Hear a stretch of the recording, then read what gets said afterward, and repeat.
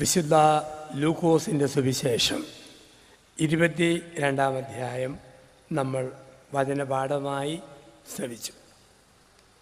ക്രിസ്തുവിൻ്റെ ഒലിവുമലയിലെ ഗെത്സമേൻ തോട്ടത്തിലെ പ്രാർത്ഥന. വിശുദ്ധ ലൂക്കോസിൻ്റെ സുവിശേഷത്തിന് അറിയപ്പെടുന്ന 5 പേരുകളുണ്ട്. 5 പേരുകളിൽ ലൂക്കോസിൻ്റെ സുവിശേഷം അറിയും. 1. മാർഗത്തിലെ സുവിശേഷം, വഴിയിലെ സുവിശേഷം. ലൂക്കോസ് 9-ാം അധ്യായം മുതൽ 16-ാം അധ്യായം വരെ ജെറുസലേമിലേക്കുള്ള വഴിയിൽ വെച്ചാണ് യേശു ശിഷ്യന്മാരെ പഠിപ്പിച്ചത്. അവന് വിളിച്ചു വഴിയിലെ സുവിശേഷം. ക്രൈസ്തവരെ ആദ്യമായി വിളിച്ചതും മാർഗത്തിൽ വസിച്ചവർ, അതിൽ നിന്നും മലയാളത്തിൽ മാർഗവാസികൾ എന്ന പേര് വന്നു. വഴിയിലെ സുവിശേഷം. 2. ഇത് ജോഡികളുടെ സുവിശേഷമാണ്. ഒരു ജോഡി ആൾക്കാരെ കാണിക്കും, ഒരാളുടെ മോശവശവും മറ്റേയാളുടെ നല്ല വശവും. ഉദാഹരണം, ജ്യേഷ്ഠനും മുടിയൻ പുത്രനും, ഫരിസേയനും ചുങ്കക്കാരനും, ധനവാനും ലാസറും, മർത്തായും മറിയവും. ഇടതുവശത്തെ കള്ളനും മറുവശത്തെ കള്ളനും. ജോഡികളുടെ സുവിശേഷം. 1. മാർഗത്തിലെ സുവിശേഷം. 2. ജോഡികളുടെ സുവിശേഷം. 3. ഇത് പാപികളുടെ സുവിശേഷം. ഒരുപാട് പാപികളെയും അവരുടെ മാനസാന്തരത്തെയും പഠിപ്പിക്കുന്ന സുവിശേഷം ലൂക്കോസിൻ്റെ സുവിശേഷം. 4. ഇന്നിൻ്റെ സുവിശേഷം. ഇന്ന് രക്ഷ, ഇപ്പോൾ രക്ഷ, നാളത്തേക്ക് നോക്കരുത് എന്ന് പഠിപ്പിക്കുന്ന വചനഭാഗം. ലൂക്കോസ് സുവിശേഷം ആദ്യം മുതൽ അവസാനം വരെയുള്ള വാക്കാണ് ഇന്ന്. ലൂക്കോസ് 2:11. ബേത്ലഹേമിൻ്റെ കുന്നിൻ ചെരിവുകളിൽ ആടുകളെ മേയിച്ചിരുന്ന ഇടയന്മാരുടെ മുമ്പിൽ മാലാഖമാർ വന്ന് പറഞ്ഞു, നിങ്ങൾക്കായി രക്ഷകൻ ഇന്ന് ജനിച്ചിരിക്കുന്നു. ലൂക്കോസ് 4:21. നസറത്തിലെ സിനഗോഗിൽ യെശയ്യാ പ്രവചനം വായിച്ചിട്ട് ക്രിസ്തു പറഞ്ഞു, നിങ്ങൾ കേട്ടിരിക്കെ തന്നെ ഇന്ന് തിരുവെഴുത്തുകൾ നിറവേറിയിരിക്കുന്നു. ലൂക്കോസ് 19:5. സക്കായിയെ നോക്കി പറഞ്ഞു, സക്കായി, ഇന്ന് രാത്രി നിൻ്റെ വീട്ടിൽ ഞാൻ താമസിക്കും. ലൂക്കോസ് 19:9. സക്കായി, ഇന്ന് നിൻ്റെ കുടുംബം രക്ഷപ്പെട്ടിരിക്കുന്നു. 23:43. വലതുവശത്തെ കള്ളനെ നോക്കി പറഞ്ഞു, ഇന്ന് രാത്രി നീ എന്നോടുകൂടി പർദീസയിലായിരിക്കും. ഇന്നിൻ്റെ സുവിശേഷം. 5. ഇത് പ്രാർത്ഥനയുടെ സുവിശേഷം. ലൂക്കോസ് സുവിശേഷം മുഴുവൻ പ്രാർത്ഥനയുടെ സുവിശേഷമാണ്. 1-ാം അധ്യായം തുടങ്ങുന്നത് സക്കറിയാവിൻ്റെ പ്രാർത്ഥന. 24-ാം അധ്യായം അവസാനിക്കുന്നത് എമ്മാവുസിലേക്ക് പോയ ശിഷ്യന്മാർ തിരിച്ചു വന്ന് ജെറുസലേമിൽ പ്രാർത്ഥിക്കുന്നു. യേശുവിൻ്റെ മാമോദീസ അവൻ പ്രാർത്ഥനയിൽ യോർദാനിൽ മുങ്ങിയപ്പോഴാണ്. അവൻ്റെ പ്രലോഭനം പ്രാർത്ഥനയുടെ ഭവനമായ ദേവാലയ ഗോപുരത്തിൽ വെച്ചാണ്. കുരിശിൽ കിടന്നും അവൻ പ്രാർത്ഥിച്ചു. പ്രാർത്ഥനയുടെ സുവിശേഷം. അപ്പം ഇന്ന് പ്രാർത്ഥിക്കുന്ന യേശുവിനെയാണ് കാണുക ഒലിവുമലയ്ക്ക് താഴെയുള്ള ഗെത്സമനി എന്ന തോട്ടത്തിൽ. നമുക്കെല്ലാവർക്കും അറിയാം പ്രാർത്ഥന നമുക്ക് അത്യാവശ്യമാണ്. കള്ളുകുടിയന് പോലും അറിയാം പ്രാർത്ഥിക്കണം. ഒരു കുടിയൻ വീട്ടിൽ വന്നു പ്രാർത്ഥിക്കാനിരുന്നിട്ട് ഒരു പ്രാർത്ഥനയും ഓർമ്മയിൽ വരുന്നില്ല. പ്രാർത്ഥനാ പുസ്തകം എടുത്തപ്പം ലൈനെല്ലാം ഡബിളായിട്ട് കാണുന്നു. കുടിയൻ ഇരുന്ന ഇരിപ്പിൽ ഈ മുഴുവൻ പറഞ്ഞു, കായിക ഇച്ഛ വരെ പറഞ്ഞു. അവസാനം പറഞ്ഞു, ദൈവമേ, അറിയാവുന്ന അക്ഷരമെല്ലാം ഞാൻ പറഞ്ഞിട്ടുണ്ട്, ഇതെല്ലാം കൂടെ ചേർത്ത് വെച്ച് ഇഷ്ടപ്പെട്ടൊരു പ്രാർത്ഥന നീ തന്നെ ഉണ്ടാക്കിയെടുത്തോണേ, ആമേൻ. കള്ളുകുടിനും അറിയാം പ്രാർത്ഥന അത്യാവശ്യം. ഓർക്കുക, പ്രാർത്ഥിക്കുക എന്ന് പറഞ്ഞാൽ മഴ പെയ്യുന്നത് പോലെ, പ്രാർത്ഥന മഴ പെയ്യുന്നത് പോലെ. എങ്ങനെയാണ് മഴ പെയ്യുക? സമുദ്രത്തിലെ വെള്ളം നീരാവിയായിട്ട് ഉയരും, മഴ മേഘമായിട്ട് കെട്ടിക്കിടക്കും, മഴത്തുള്ളിയായിട്ട് പെയ്തിറങ്ങും. അതുപോലെ അമരവളയിലിരുന്ന ഈ കൺവെൻഷൻ ഗ്രൗണ്ടിലിരുന്ന് നമ്മൾ പ്രാർത്ഥിക്കുന്ന പ്രാർത്ഥന ദൈവതിരുസന്നിധിയിൽ മേഘമായി ഉയരും, തമ്പുരാൻ്റെ സന്നിധിയിൽ മേഘമായി കെട്ടിക്കിടക്കും. ആർക്കു വേണ്ടി പ്രാർത്ഥിക്കുന്നോ അവരുടെ മേൽ അനുഗ്രഹത്തിൻ്റെ മഴത്തുള്ളിയായി പെയ്തിറങ്ങും. അങ്ങ് ദൂരെ ഹോസ്റ്റലിൽ താമസിക്കുന്ന മക്കളുടെ മേൽ, അകലങ്ങളിൽ ജോലി ചെയ്യുന്ന ജീവിത പങ്കാളിയുടെ മേൽ, ആർക്കു വേണ്ടി പ്രാർത്ഥിക്കുന്നു അവരുടെ മേൽ അനുഗ്രഹത്തിന് മഴയായി പെയ്തിറങ്ങുന്നു. തമ്പുരാൻ്റെ മുമ്പിൽ നമ്മൾ സമർപ്പിക്കുന്ന പ്രാർത്ഥന. ഇവിടെ ലൂക്കോസ് സുവിശേഷത്തിൽ നമ്മൾ കാണുന്നു, ക്രിസ്തുനാഥൻ തൻ്റെ വചനപ്രഘോഷണം ആരംഭിച്ചപ്പോൾ ആദ്യം 72 പേരെ തൻ്റെ പ്രഘോഷകരായി തിരഞ്ഞെടുത്തു. കുറേ നാൾ കഴിഞ്ഞപ്പം യേശുവിന് പിടികിട്ടി പലരും കൂടി തല്ലിയാൽ പാമ്പ് ചാകുകയില്ല. അതുകൊണ്ട് 12 പേരെ തൻ്റെ പ്രിയപ്പെട്ട അപ്പസ്തോലന്മാരായിട്ട് തിരഞ്ഞെടുത്തു. 12 പേരെ. കുറച്ചുകൂടെ കഴിഞ്ഞപ്പോൾ മനസ്സിലായി ഈ 12 പേരോടും മുഴുവൻ കാര്യം പറയാൻ പറ്റുകയില്ല. അതുകൊണ്ട് അതിൽ നിന്നും 3 പേരെ തിരഞ്ഞെടുത്തു, പത്രോസ്, യാക്കോബ്, യോഹന്നാൻ. ആ 3 പേരെ കൂട്ടിക്കൊണ്ടായിരുന്നു യേശുവിൻ്റെ യാത്ര. അവസാനം തമ്പുരാന് പിടികിട്ടി ഈ 3 പേരോടും മുഴുവൻ കാര്യം പറയാൻ പറ്റുകയില്ല. അതുകൊണ്ട് ക്രിസ്തു എന്ത് ചെയ്തു? ഗെത്സമേൻ തോട്ടത്തിൽ ചെന്നപ്പോൾ ഈ 3 പേരിൽ നിന്നും ഒരു കല്ലേറ് ദൂരം മാറി മുട്ടുകുത്തി പിതാവിനോട് പ്രാർത്ഥിച്ചു. പ്രിയപ്പെട്ടവരെ, ആധ്യാത്മിക ജീവിതത്തിൽ വളരാൻ ആഗ്രഹിക്കുന്നവർ, പ്രാർത്ഥനാ ജീവിതത്തിൽ വളരാൻ ആഗ്രഹിക്കുന്നവർ ദൈവവുമായി സ്വകാര്യ സംഭാഷണം നടത്തണം. അധികം വർത്തമാനം മനുഷ്യരോട് പറയരുത്. എല്ലാവരോടും എല്ലാ കാര്യവും വിളിച്ചു പറയുന്നവർ ആത്മീയ ജീവിതത്തിൻ്റെ 0 പോയിന്റിലാണ്. ആത്മീയതയിൽ വളരുന്നവർ രഹസ്യങ്ങൾ സൂക്ഷിക്കണം. ചില രഹസ്യങ്ങൾ നമുക്കൊപ്പം മരിച്ചു പോകണം, ആരോടും പറയരുത്. അതുകൊണ്ട് ക്രിസ്തു പ്രിയപ്പെട്ട 3 പേരിൽ നിന്നും ഒരു കല്ലേറ് ദൂരം മാറി മുട്ടുകുത്തി യേശു പ്രാർത്ഥിക്കുന്നതായി നമ്മൾ കാണുന്നുണ്ട്. അപ്പോൾ നമുക്കൊരു സ്വാഭാവിക സംശയം, ഒരു കല്ലേറെന്ന് വെച്ചാൽ എന്തേരെ ദൂരവാ? മറുപടി ഒന്നേ ഉള്ളൂ, എറിയുന്നവൻ്റെ ഊര് പോലെയാണ് ഏറിൻ്റെ ദൂരം.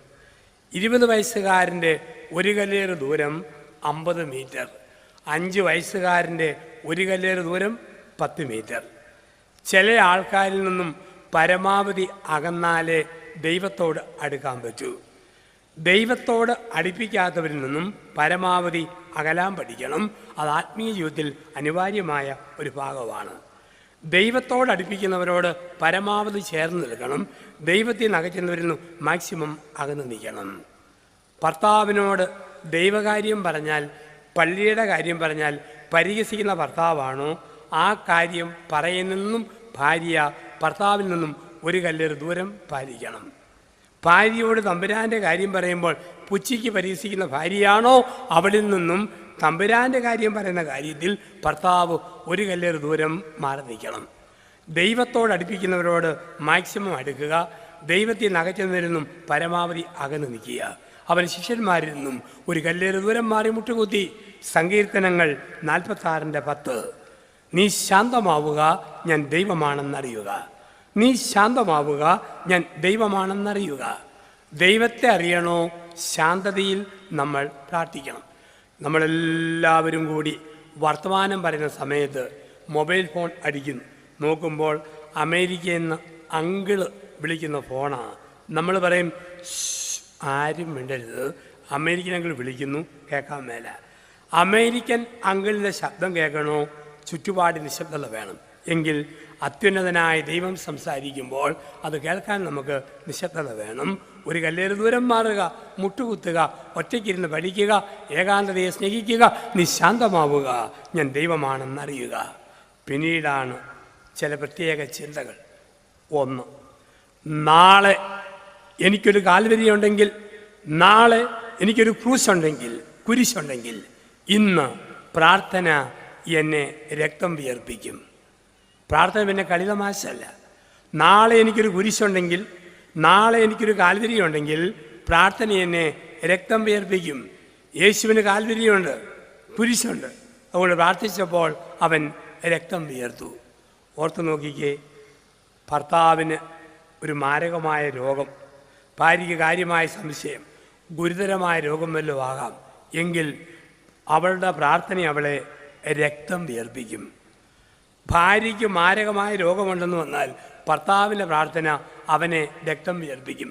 നിങ്ങളുടെ കുഞ്ഞുങ്ങൾക്ക് ഒരു പരീക്ഷയുണ്ടെങ്കിൽ, രോഗമുണ്ടെന്ന് സംശയം വന്നാൽ മാതാപിതാക്കൾ പ്രാർത്ഥിക്കുമ്പോൾ രക്തം വിയർക്കും. ടെൻഷൻ, പിരിമുറുക്കം ആഴമായ പ്രാർത്ഥനയിലേക്ക് വരും. നാളെ കുരിശുണ്ടോ, നാളെ കാൽവരിയുണ്ടോ, പ്രാർത്ഥന എന്നെ രക്തം വിയർപ്പിക്കും. നമ്മളിൽ പല ആൾക്കാർക്കും കടുകുമണിയോളം വിശ്വാസമില്ല. കാരണം മാറാൻ മലയില്ല. കടുകുമണിയുടെ മുഴുപ്പല്ല, അതിൻ്റെ നിറവ്. കടുകുമണി എന്ന് പറഞ്ഞാൽ നിറഞ്ഞ സാധനമാണ്, അത് പൊട്ടിക്കാൻ പറ്റിയല്ല. ഇത്രയ്ക്കും കട്ടിയുള്ള ഉറപ്പുള്ള വിശ്വാസം നമുക്ക് വരുന്നത് മാറാൻ മലയുള്ളപ്പോഴാണ്. മാറാൻ മലയിലെ വിശ്വാസത്തിൻ്റെ ദാർഢ്യത്തിനും കുറവ് വരും.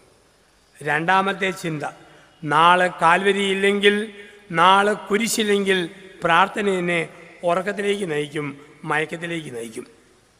പത്രോസിനും കൂട്ടർക്കും നാളെ കാൽവരി കയറണ്ട. ക്രിസ്തു രക്തം വീർത്ത് പ്രാർത്ഥിക്കുമ്പോൾ പുറകിൽ നിന്നൊരു ശബ്ദം, തടിലോറി പശ്കയിൽ കയറ്റം കയറുന്ന പോലെ ഒരരപ്പ്. തിരിഞ്ഞു നോക്കുമ്പോഴാണ് ആദ്യത്തെ പോപ്പ് കൂർക്കം വലിക്കുന്ന ശബ്ദമാണ്. ക്രിസ്തു പറഞ്ഞു, പത്രോസേ, 1 മണിക്കൂർ സമയം നിനക്ക് ഉണർന്നിരുന്ന് പ്രാർത്ഥിച്ചുകൂടെ? നാളെ കുരിശില്ലെങ്കിൽ, നാളെ കാൽവരിയില്ലെങ്കിൽ പ്രാർത്ഥനയെ ഉറക്കത്തിലേക്ക്, മയക്കത്തിലേക്ക് നയിക്കും. അച്ഛന്മാർക്ക് പോലും അറിയാം പ്രാർത്ഥന ഉറക്കത്തിൻ്റെ സമയം. ചില ആൾക്കാർ രാത്രി 10:30ക്കും 11:00-നും ഫോൺ വിളിച്ച് പറയും, എൻ്റെ അച്ഛോ ഒരുപോലെ കണ്ണടയ്ക്കാൻ പറ്റുന്നില്ല. അച്ഛൻ്റെ മറുപടി, പ്രാർത്ഥിച്ചുകൊണ്ട് കിടന്നാൽ മതി. അച്ഛന് പോലും അറിയാം പ്രാർത്ഥന തുടങ്ങിയോ ഉടനടി ഉറക്കം കടന്നു വരും. ചില ആൾക്കാർക്ക് ഉറങ്ങണമെങ്കിൽ അച്ഛന്മാരുടെ ഞായറാഴ്ചത്തെ പ്രസംഗം കേൾക്കുമ്പോഴാണ്. ചിലർക്ക് ധ്യാനം കേൾക്കുമ്പോഴാണ് ഉറക്കം വരിക. ഒരമ്മച്ചി രാത്രി 11 മണിക്ക് പള്ളിയിലെ അച്ഛനെ വിളിച്ച് പറഞ്ഞു, അച്ഛാ, ഇഞ്ചക്ഷൻ 1 എടുത്തു, ഉറക്ക ഗുളിക 2 എടുത്തു, പക്ഷെ ഒരുപോലെ കണ്ണടയ്ക്കാൻ പറ്റുന്നില്ല. അച്ഛൻ ചോദിച്ചു, ഞാനെന്നാ ടെലഫോണിൽ കൂടെ തലേ കൈവച്ച് പ്രാർത്ഥിക്കണോ? ഒന്നമ്മച്ചി പറഞ്ഞു, വേണ്ടച്ചാ, കഴിഞ്ഞ ഞായറാഴ്ച പറഞ്ഞ പള്ളിയിലെ പ്രസംഗം ഒന്നുകൂടെ ഫോണിൽ കൂടെ പറഞ്ഞു കേൾപ്പിക്കാവും. ഒരച്ഛൻ ഇങ്ങനെ ധ്യാനിപ്പിച്ചപ്പോൾ ഒരു മനുഷ്യൻ ധ്യാന ഹോളിൽ നിന്ന് വാക്കൗട്ട് നടത്തി. അച്ഛൻ പറഞ്ഞു, എന്നെ അവഹേളിച്ചിറങ്ങിപ്പോകുന്നവൻ ആരായാലും ഒരു കാലത്തും ഗതി പിടിക്കുകയല്ല.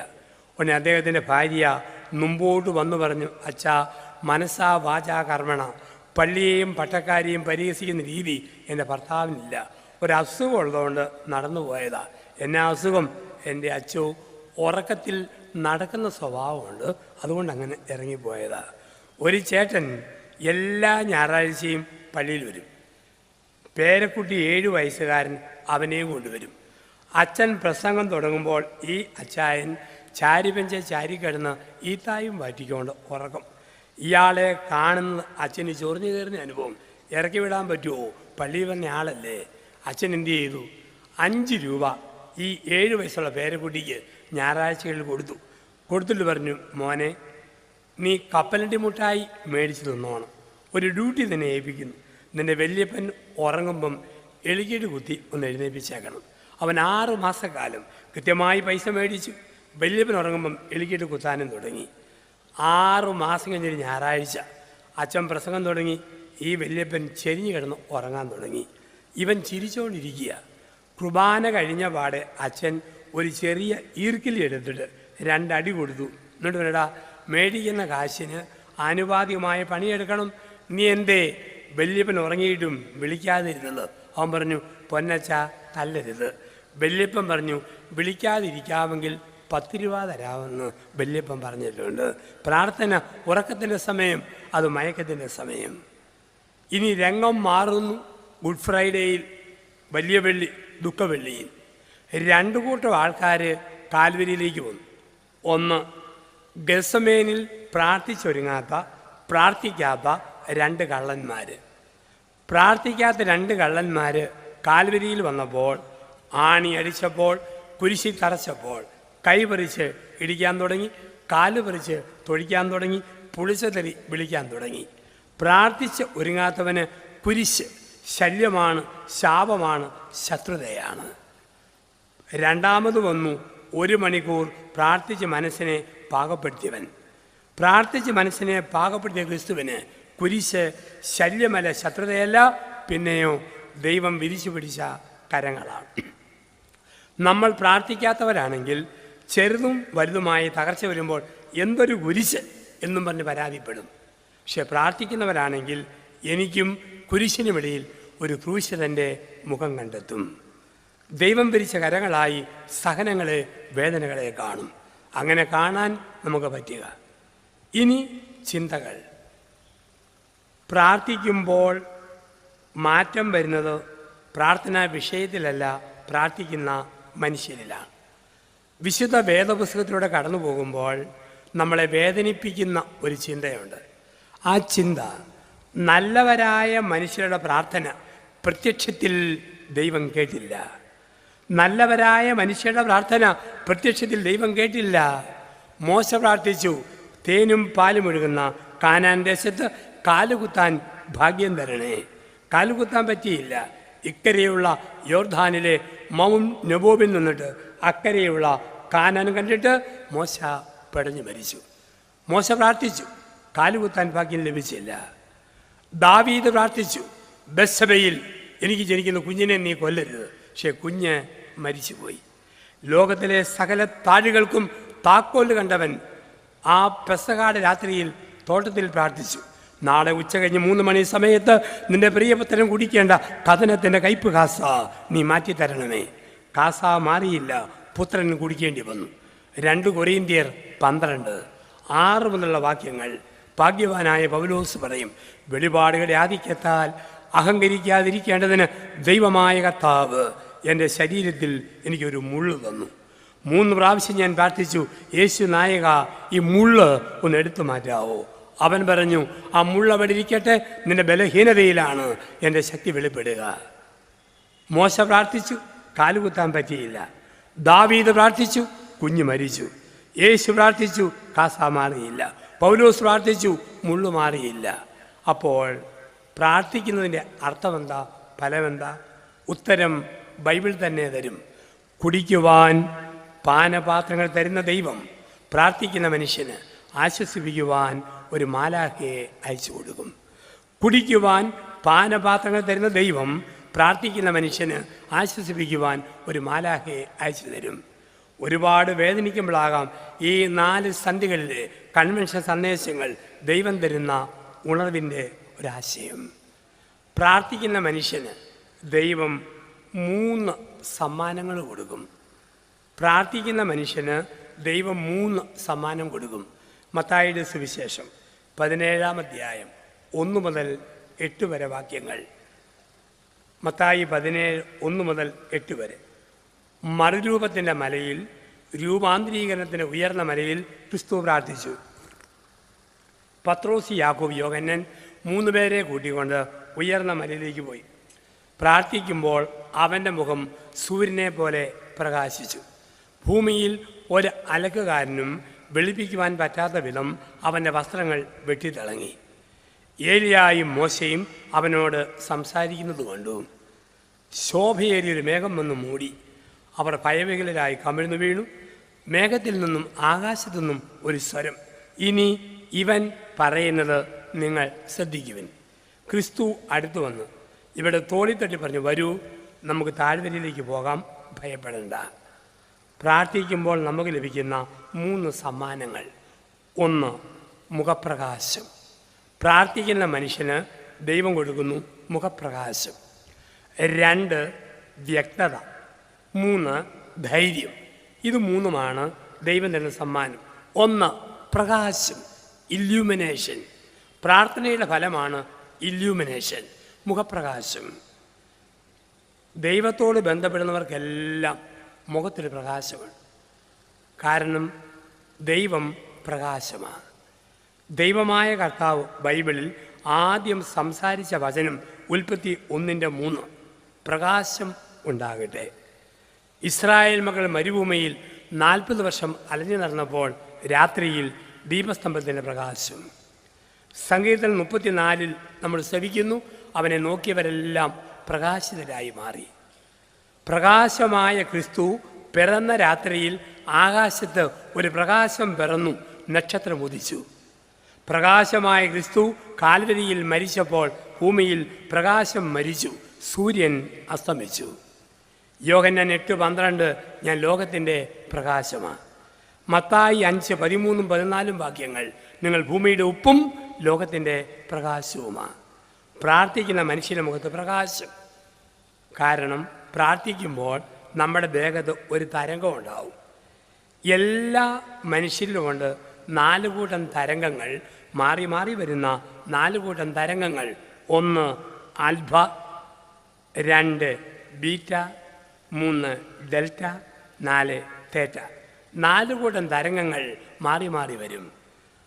കൺവെൻഷൻ പ്രസംഗം കഴിഞ്ഞ് പുറത്തിറങ്ങുമ്പോൾ നിങ്ങളുടെയും എൻ്റെയും ദേഹത്ത് ആൽഫാ തരംഗമാണ്, ദൈവത്തിൽ നിന്ന് കിട്ടുന്ന പ്രകാശത്തിൻ്റെ തരംഗം.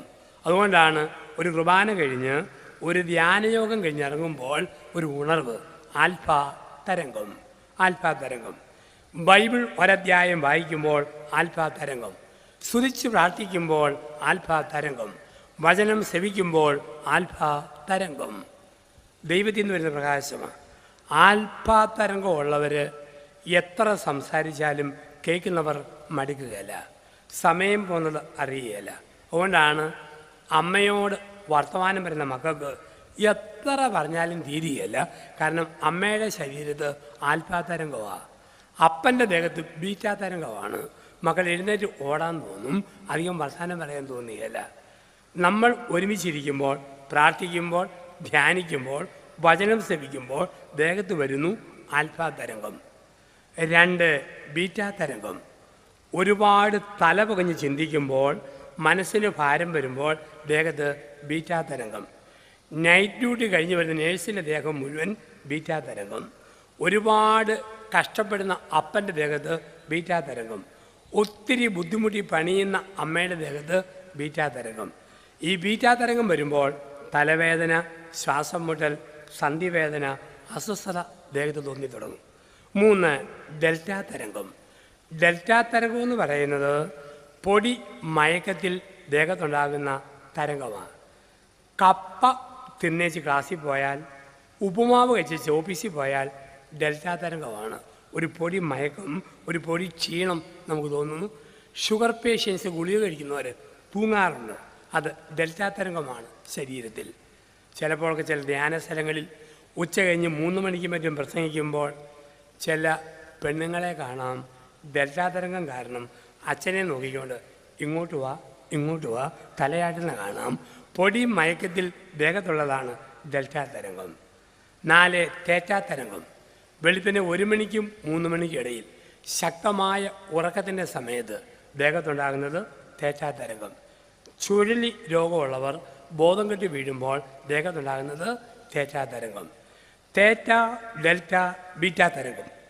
ദേഹത്തിങ്ങനെ വെച്ചുകൊണ്ടിരുന്നാൽ സാവധാനം 5 രോഗങ്ങൾ ശരീരത്തിൽ പിടികൂടും.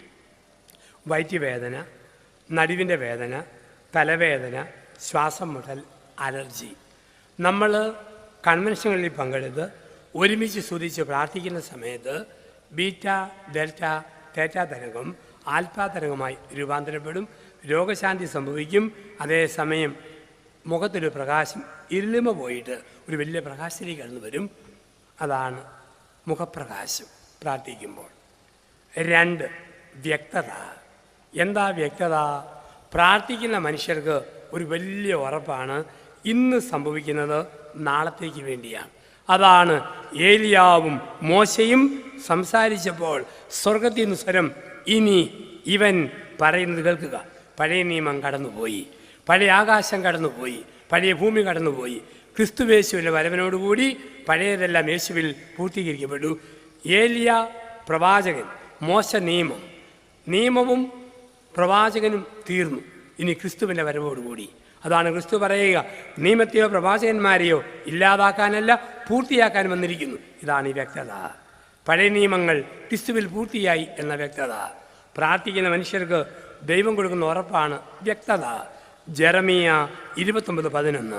എനിക്ക് നിന്നെക്കുറിച്ച് ഒരു പദ്ധതിയുണ്ട്, നിന്റെ നാശത്തിനല്ല നന്മയ്ക്കുള്ള പദ്ധതിയാണ്. ശുഭമായ ഭാവിയും ഭദ്രമായ പ്രത്യാശയും നൽകുന്ന അതിമനോഹരമായ പദ്ധതി.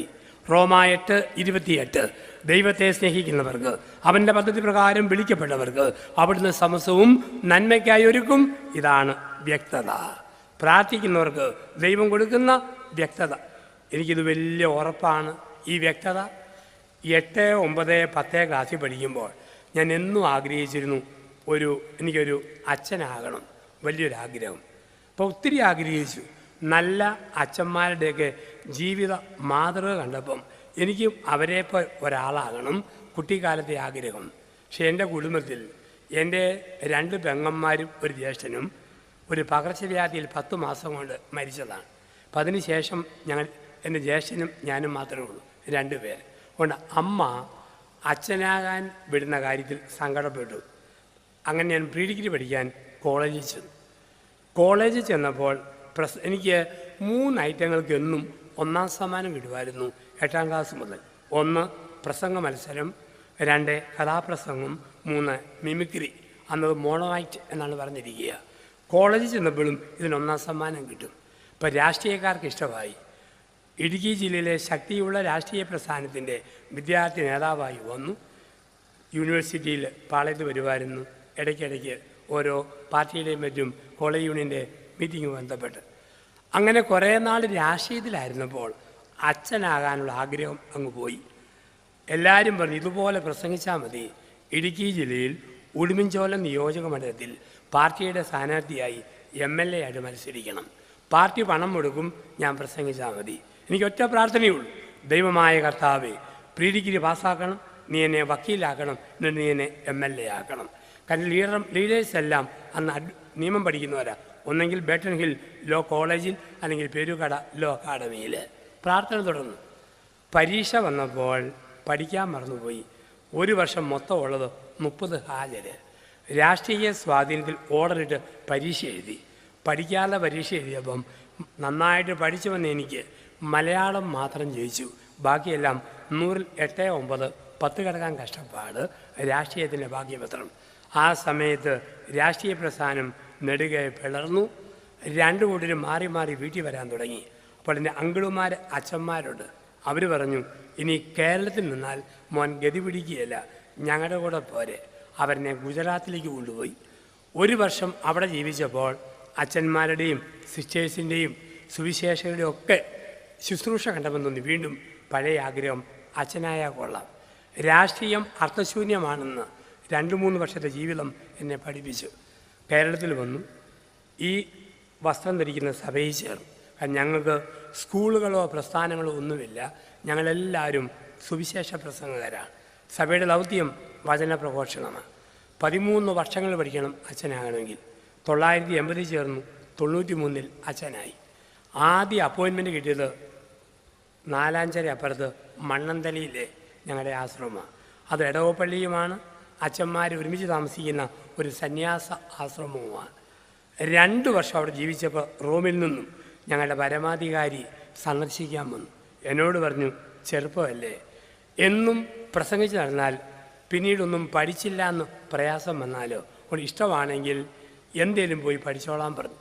ഞാൻ പറഞ്ഞു, പണ്ട് രാഷ്ട്രീയത്തിൽ കോളേജിലായിരുന്നപ്പോൾ വക്കീലായാൽ കൊള്ളാവുന്ന ആഗ്രഹമുണ്ടായിരുന്നു. സഭയ്ക്കെതിരില്ലെങ്കിൽ ഇന്നും അതുതന്നെ പഠിക്കാനാണ് ഇഷ്ടം. അനുവാദം കിട്ടി.